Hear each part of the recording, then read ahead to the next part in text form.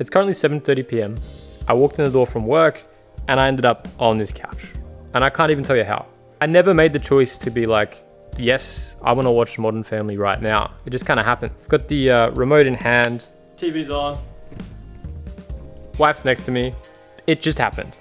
And look, I like Modern Family, nothing against it, but this is the 4th episode and there's actually things I want to be spending my time doing. I didn't make these choices. It was my default. I've been thinking a lot about defaults recently. Default choices, default settings, my own defaults. Who is actually making my decisions for me? Because it isn't me, not really. And once I figured out what it was, everything else started to make a lot more sense. I want to achieve things. I'm not a productivity junkie, but we all have those things we want to look back on and have done or be proud of. For me, that's learning how to write and have a genuine crack at a creative career. These are things I actually want to build towards. But there's also the smaller things.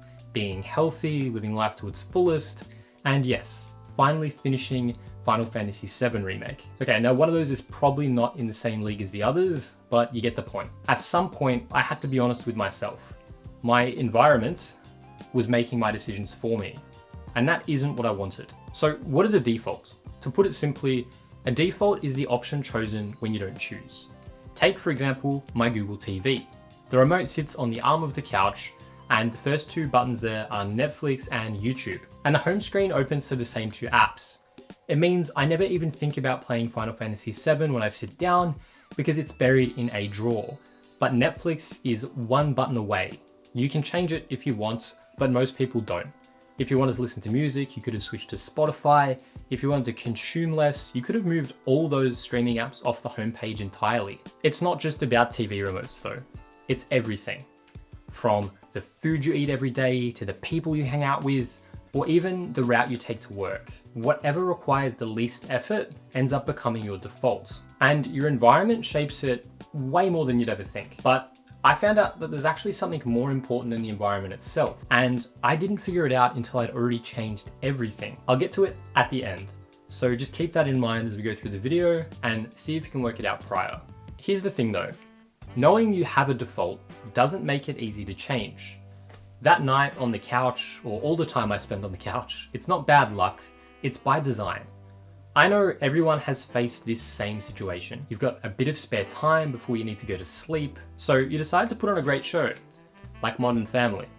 You're enjoying the show, sharing some laughs, maybe even getting annoyed at some of the characters, but suddenly it's 12 AM, and instead of watching those 2 episodes you had time for, you end up watching 3. I know this because I do it all the time, because watching shows and sharing moments with my wife is one of my favorite things. And this cheeky little feature called autoplay made it effortless. So I looked into it. Autoplay is the default option on Netflix and many other streaming services. And it's making my prior example more and more common. A 2025 study showed that by simply disabling autoplay, it reduced daily viewing time by over 21 minutes. And I knew exactly where my 21 minutes was going, spending more time watching a show I adore, an entire episode of Modern Family. Because with autoplay enabled, viewers like myself never have to make the decision to keep going, only when to stop. Even more interesting though, with autoplay off, viewers spent an additional 24 seconds deciding whether to keep watching or not. It's a small thing, but for the first time they're actually making a choice. But initially, my choice was actually to leave it on. Watching another episode with my wife after a long day, it's one of my favorite things. And changing that meant changing something I was genuinely comfortable with and enjoying. But here's the thing, when I look back at my life in 5 years' time, will I be more grateful for 21 minutes of streaming per day or 21 minutes of writing practice, of reading, building skills that I'll be able to look back at in 5 years, and they could be something much greater. They could grow into something that changes me forever. It really made me think, if something as small as autoplay could steal 21 minutes from my day without even noticing, what else was doing the same thing? Do you want to be an organ donor? Do you want to donate your organs when your life comes to an end? Well, I'll leave that up to you. However, what do you think the results are for everyone? Maybe 50-50 or 60-40? Well, in Austria, they have nearly a 99.98% organ donation rate, whilst their neighbour Germany has only 12%. You might think this is because people in Germany are too serious and focused on building automobiles, But there isn't any major cultural reason for this. There is, however, an explanation, and it's quite a simple one. Austria is an opt-out country.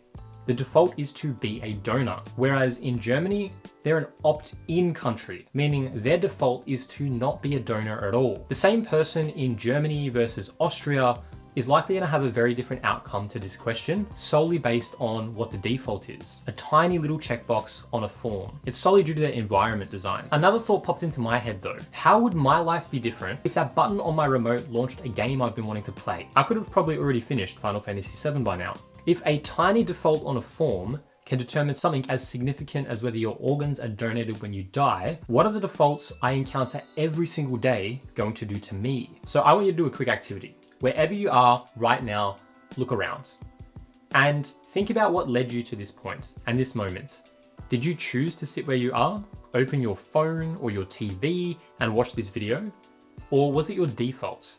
And how much did your environment around you influence that? For me, this hit the hardest when I really evaluated my living area. My only comfortable chair was my couch, and it was pointed directly at the TV. My remote was always in reach, and that almighty Netflix button was always ready to go. My environment made watching TV the easiest option, and made everything else I wanted to build, reading, writing, harder. And so I'd end up watching an episode of Modern Family. Again, it's something I enjoy, watching TV with my wife, but it's not what I wanted my life to default to. It's something I'd much rather be choosing to do. So I looked around and I decided to change what I could see. I wanted to consume less and create more. So I fixed my office. I took it from a cold, empty white room that felt like an interrogation cell to somewhere I actually want to spend time. I've got books in the bookshelf. I've got a to-do list over there on the desk, and it's where I've planned this video, right there, and where I've recorded it. It's much nicer now. I wanted to eat healthier as well, so I swapped out the cookies on the bench for a fruit bowl. I wanted to spend more quality time with my wife, so I put a 2-player board game on the coffee table where the remote used to sit. And finally, I wanted to read more. So I started keeping my XT E-Ink X4 in my pockets. If you want to know more about that, I'll link my previous video below. Small changes, yes, but they shifted what was easy. What we're really doing here is very simple.